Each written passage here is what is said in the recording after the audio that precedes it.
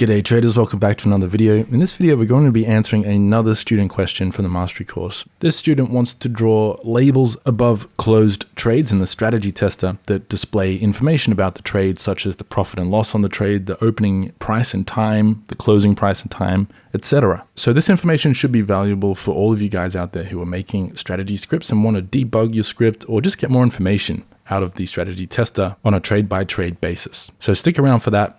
But before we do that, I want to give a shout out to a student of the mastery course and a trader who has become a friend and pen pal of mine. His name is Mark and his online alias is Deep Wave Trading. One second, I think my cat is having a little bit of a nervous breakdown. And Mark has gone through the mastery course and has now gone on to make his own YouTube channel. And now I can't take credit for his success as a trader. Obviously, that is all him, all the work he has put in. But I'm really honored and proud to have had a student come through the mastery course and now go out on their own and start making their own educational content on the subject of system development and backtesting, which is a subject that, if you haven't realized by now, is very dear to my heart and very important to me because that's what makes me my speculation profits. If it wasn't for backtesting, I wouldn't be a profitable trader. And backtesting is only one part of the equation. System development is a whole world of its own. So if system development and backtesting processes and techniques and tips is valuable and important to you, then I definitely recommend you go and check out his channel. It's brand new. Obviously, he doesn't have many subscribers yet, which is why I'm giving him this shout out. He only started this channel 2 weeks ago, but he does deserve your attention. If you're interested in this subject, he's a phenomenal presentator. I think that's a word. He's great at presenting this information, which is quite complex and advanced. He has a great way of explaining this information in a way where he can break down these complex subjects into easy to understand information that even the most layman of traders can understand and implement into their own trading. There'll be a link below in the pinned comment and in the video description to Mark's channel. Please go and check it out. Go and support him. He's a great guy and a phenomenal trader. Now, with that said, let's jump into the Pine editor and answer another question. The student is trying to add a label to their strategy script that displays the entry price, the exit price, the open time, and the close time, timestamp, and the profit of each trade that the script takes. But they're running into an issue. Here's a screenshot of their issue. So you can see the open price is, according to the student, accurate, and so is the open time. But the closing price, the closing time, obviously this is not possible, that the closing time would be before the opening time. When I look at the code here, there's a couple of issues that are causing the problems here.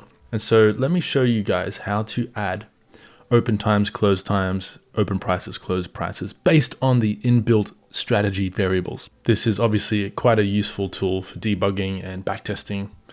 So yeah, let's jump into the charts. So here I am with a really simple moving average crossover script strategy added to my chart. The strategy is not important, so we're not going to address that today. What we are going to address is all of this code here. So this is the code that I've adapted to more accurately display our open price, closing price, open time, close time, and our profit. So you can see our profit here was negative 1,700. If I open the strategy tester and go to list of trades, you can see here, same number. So what did I do differently in my code compared to the original code? Well, the original code references two different data sources from the inbuilt strategy functions. So the first one, the enter price, references open trades, and the exit price references closed trades. Now these are two separate lists. Open trades obviously contains all the currently open trade data. Closed trades contains all closed trade data. Now, if you want to monitor an open position, then you will need to reference this list of trades. And this is kind of like an array. And so each time you open a new trade, the old trade was obviously closed. And so unless you have multiple trades open, 0 is always going to reference the currently open trade. If you have more than one trade open, 0 would be the first trade that was opened, 0 would be the first trade that was open, 1 would be the second trade that was open, 2 would be the third trade that was open, etc. But with closed trades, this holds all of the previously closed trades. This is what you want to reference if you are trying to draw trade result data, so the results of your trades. So what I've done is I've just changed all of the open trades to closed trades. So we're referencing the closed trades list instead of the open trades list. That keeps everything consistent so that when a trade closes, we are referencing the opening price. So if I hover over this bar, the opening price is 2086, same as that. The date is Wednesday, 26th of October, 26th of the 10th, 22. The close time is this bar here, and that is Wednesday, the 9th of November, 9th of November, 22. And the profit, I already showed you that. So this is accurately displaying the closed trade data. Just to quickly replicate this student's code, I added a truncate function that does nothing. It just returns the number you pass into it. Go and check out my library lesson if you want to see how to truncate numbers down to a certain amount of decimal places. In this case, they are trying to truncate this number to 4 decimal places. My script doesn't do that. Just to save time, I didn't bother adding that in. But if you wanted to add that in, go and check out my library lesson, Zen library lesson. That contains the code on how to truncate a number. But the important thing here to mention, or to draw your attention to, is our enter price is set to strategy.closed trades. We're referencing the closed trades list, and we're referencing the entry price. And then we need to pass in an array index. Remember, in Pine Script and most programming languages, if not all, arrays start counting from 0. So the first element in an array is the 0 element. The final element in an array, the ID, the index of that element, is equivalent to the total size of the array. So in this case, we're referencing the closed trades number. This is how many trades were closed by the script. And then we need to subtract 1 from this. If we don't do that, then we're referencing an array index that doesn't exist. And our price here will be NA, as you can see there. NAN, not a number. So we need to reference the total size of the array minus 1.